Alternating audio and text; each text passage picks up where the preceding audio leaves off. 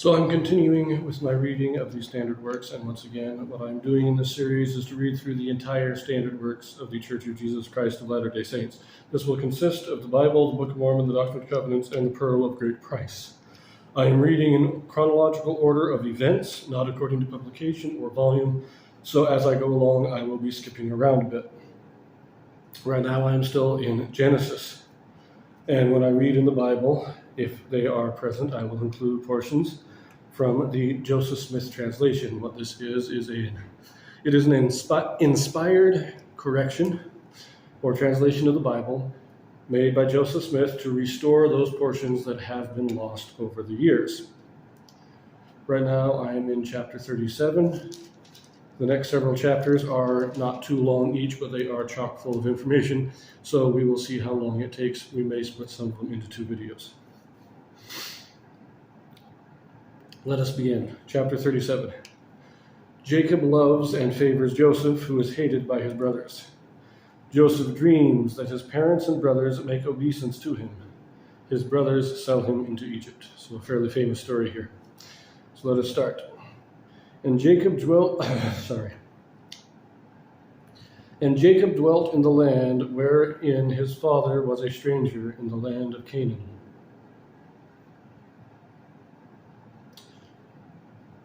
These are the generations of Jacob. Now, I didn't mention this in my last recall. These are the generations. This is an indication of a new record, or a new author in the record. A new portion of the record is being started. So it came before that in the last chapter. Started with these are the generations of Esau. That was the story of Esau's descendants that was added. This will now be the story of Jacob's descendants. Before that was the story of Isaac's descendants. Even though most of it was Jacob's story, it was, in a sense, Isaac's record. Now we're getting Jacob's record. Starting again in verse 2. And these are the generations of Jacob. Joseph, being 17 years old, was feeding the flock with his brethren. And the lad was with the sons of Bilhah, and with the sons of Zilpah, his father's wives. And Joseph brought unto his father their evil report. Okay, so Joseph is 17, which means Reuben is about 23. And it says he was out in the fields with four of his brothers, the two sons of Zilpah and the two sons of Bilhah. It says he brought unto his father their evil report. In other words, he is reporting to his father about their naughtiness. I don't think they were doing anything extraordinarily wicked, but they weren't behaving the way they should. And Joseph informed his father about this. So, verse 3. Now Israel loved Joseph more than all his children, because he was the son of his old age. And he made him a coat of many colors. And when his brethren saw that their father loved him more than all his brethren, they hated him, and could not speak peaceably unto him. Now, just a couple of things. That first says he loved him because he was the son of his old age. How much that what does that really mean, considering Reuben's only 6 years older and Benjamin would have been maybe 10 at this time? So, being the son of his old age, I'm not sure what that means. I think that is because he was the first son of Rachel. But also, he talks about the coat of many colors. Now, the Hebrew term here doesn't necessarily mean many colors, but could just mean a long coat with sleeves. And this coat would have been not just a fancy gift that Jacob decided to get for Joseph, but this was a symbol that Joseph was to inherit the birthright. That's why they were upset. Not because Jacob bought him a special gift, but because this coat was the symbol of the birthright. He gave it to Joseph to show the world that Joseph was his heir. And I'll also point out that once Reuben lost the birthright when he had an affair with Bilhah, Jacob's wife. But the next in line, Reuben being the oldest of the first wife, should have had the birthright. He lost it due to his sin. Second in line was the first son of the second wife, which was Joseph. That is why Joseph got the birthright. Just wanted to point that out. Let's get back to the story, though. Verse 5. And Joseph dreamed a dream, and he told it his brethren, and they hated him yet the more. And he said unto them, Hear, I pray you, this dream which I have dreamed. For behold, we were binding sheaves in the field, and lo, my sheaf arose and also stood upright. And behold, your sheaves stood round about, and made obeisance to my sheaf. And his brethren said to him, Shalt thou indeed reign over us? Or shalt thou indeed have dominion over us? And they hated him yet the more for his dreams and for his words. You'll notice the pattern here. Let's keep going though. Verse 9. And he dreamed yet another dream, and told it his brethren, and said, Behold, I have dreamed a dream more. And behold, the sun and the moon and the 11 stars made obeisance to me. And he told it to his father and to his brethren. And his father rebuked him, and said unto him, What is this dream that thou hast dreamed? Shall I and thy mother and thy brethren indeed come to bow down ourselves to thee to the earth? And his brethren envied him, but his father observed the same. Now notice this. Got the two dreams. First dream is just the brothers, the 11 sheaves bowing down to his sheaf. But in the second one, we have the 11 stars. We also have the sun and the moon, which is why Jacob mentions not only the brothers, but he says, Shall I and thy mother and thy brethren? The sun would be Jacob, the moon would be his mother, and the 11 stars would be his 11 brothers. Now, of course, Joseph's biological mother is dead. Rachel's already died. So when he says thy mother, I think he's talking in a general sense of his wives. He may be speaking of Leah as the first wife, but I think it's more of a general statement of the wives, because even though each wife would have had a special connection and some special rights regarding her own sons, they all would have been one family. And so all of Jacob's wives would have been considered the mother of all of Jacob's sons. But of course, his brothers hate the idea that, but the last thing I want to mention here is it says his brothers envied him, but his father observed the saying. So Jacob rebuked him, but he also knew that what Joseph was talking about would happen. Jacob understood that these were prophetic dreams. His rebuke was not because he didn't believe, but because he knew that Joseph was being foolish in revealing it to others. These dreams were given to Joseph. Joseph should have kept them to himself and contemplated them in his own mind. He should not have shared them. That's what Jacob is reproving about, because Jacob knew that these were prophetic. But we continue, verse 12. And his brethren went to feed their father's flock in Shechem. And Israel said unto Joseph, Do not thy brethren feed the flock in Shechem? Come, I will send thee unto them. And he said to him, Here am I. And he said to him, Go, I pray thee, see whether it be well with thy brethren, and well with the flocks, and bring me word again. So he sent him out of the vale of Hebron, and he came to Shechem.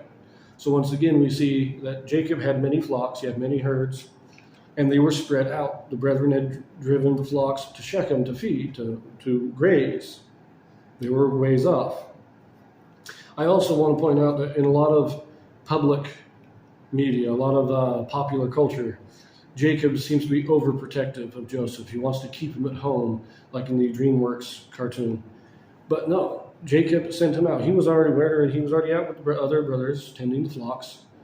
And when Jacob needed somebody to go check on his brothers, he sent Joseph without question. He was not keeping him at home and preventing him from working, like it is depicted in a number of popular media. But, verse 15, And a certain man found him, and behold, he was wandering in the field, and the man asked him, saying, What seekest thou? And he said, I seek my brethren. Tell me, I pray thee, where they feed their flocks. And the man said, They are departed hence, for I heard them say, Let us go to Dothan. And Joseph went after his brethren, and found them in Dothan. And when they saw him afar off, even before he came near unto them, they conspired against him to slay him. And they said one to another, Behold, this dreamer cometh. Come now, therefore, and let us slay him, and cast him into some pit, and we will say, Some evil beast hath devoured him, and we shall see what will become of his dreams. And Reuben heard it, and he delivered him out of their hands, and said, Let us not kill him. And Reuben said unto them, Shed no blood, but cast him into the pit that is in the wilderness, and lay no hand upon him, that he might rid him out of their hands, to deliver him to his father again. Now I think this video is going to go a little long, but I just want to, where it says this dreamer, alternate Hebrew translation is master of dreams. So they kind of recognize that Joseph wasn't just having dreams, he understood dreams. He's already showing signs of his divine gift. But when they conspired to kill him, and this is something that is left out of most popular culture, I have seen it well depicted in one movie that I can think of, but Reuben actually tries to save him. Reuben sets it up so that he can rescue him. So no, don't kill him. Let's just toss him in the pit, and he can die there by himself. We just leave him there. And he says, don't shed any blood. Just toss him in the pit and leave him to die. And his plan was to save him. So we'll read this here, verse 23. And it came to pass, when Joseph was come unto his brethren, that they stripped Joseph out of his coat of many colors that was on him, and they took him and cast him into a pit. And the pit was empty, there was no water in it. And they sat down to eat bread, and they lifted up their eyes and looked, and behold, a company of Ishmaelites came from Gilead with their camels, bearing spicery and balm and myrrh, going to carry it down to Egypt. And Judah said unto his brethren, What profit is it if we slay our brother and conceal his blood? Come, and let us sell him to the Ishmaelites, and let not our hand be upon him, for he is our brother and our flesh. And his brethren were content. Then there passed by Midianites, merchantmen, and they drew and lifted up Joseph out of the pit, and sold Joseph to the Ishmaelites for 20 pieces of silver, and they brought Joseph into Egypt. And Reuben returned unto the pit, and behold, Joseph was not in the pit. And he rent his clothes, and he returned unto his brethren, and said, The child is not, and I, whither shall I go? And they took Joseph's coat, and killed a kid of the goats, and dipped the coat in the blood. And they sent the coat of many colors, and they brought it to their father, and said, This have we found. Know now whether it be thy son's coat or no. And he knew it, and said, It is my son's coat. An evil beast hath devoured him. Joseph is without doubt rent in pieces. And Jacob rent his clothes, and put sackcloth upon his loins, and mourned for his son many days. And all his sons and all his daughters rose up to comfort him, but he refused to be comforted. And he said, For I will go down into my grave unto my son mourning. Thus his father wept for him. And the Midianites sold him into Egypt unto Potiphar, an officer of Pharaoh's and captain of the guard. Okay, this video is getting a little long, but I want to just mention a couple of things. Reuben convinced him to throw it in the pit. Then he left. And while he was gone, the Ishmaelites came down. Judah convinced him to sell him to the Ishmaelites. So they pull him out of the pit, sell him to the Ishmaelites. And Reuben comes back to rescue him, and he's not there. So he goes and finds the rest of his brothers complaining, and they all hatch the plan to cover up the crime. So while Reuben did intend to save Joseph, once he realized he couldn't, once it was too late, he did agree to be part of the conspiracy to conceal it.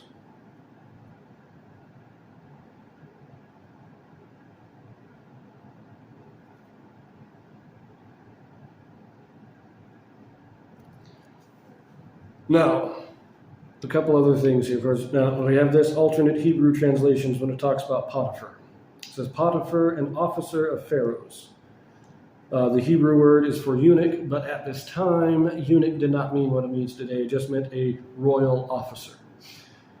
And when it says captain of the guard, it's talking more of a captain or the chief cook, baker, the steward of his house. He wasn't a soldier. He was the keeper of the Pharaoh's house. He was over the household of Pharaoh.